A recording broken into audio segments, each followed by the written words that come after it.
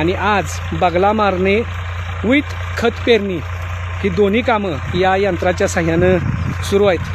अतिशय दर्जेदार असं काम या ठिकाणी यांच्याकडून होत आहे.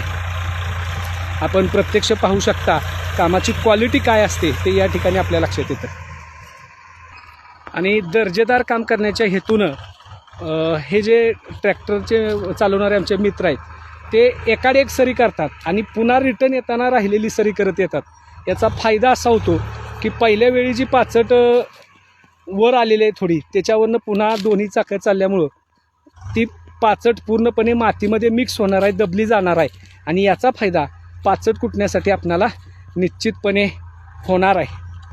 तुम्ही बघू शकता या ठिकाणी खोडव्याची फूट थोडं पावसामुळं आत्ता विरळ वाटते, परंतु निश्चितपणे याच्यामध्ये फुटवा वाढ होऊन ऊस आपणाला अपेक्षित संख्या उपलब्ध करून देणार आहे.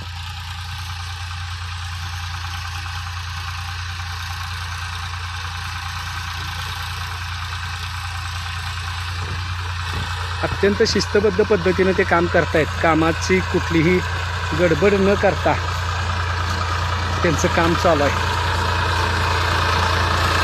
आणि खऱ्या अर्थानं असे ट्रॅक्टर मालक शेतकऱ्यांना भेटणं ही काळाची गरज आहे. कारण दिवसेंदिवस वाढती महागाई, शेती परवडण्याशी झाली आणि त्यात जर वाहन मालकांनी शेतकऱ्यांनाचं काम दर्जेदार पद्धतीने केलं नाही तर शेतकरी वर्ग नाराज होणार आहे. आणि म्हणूनच असं दर्जेदार जर काम होत राहिलं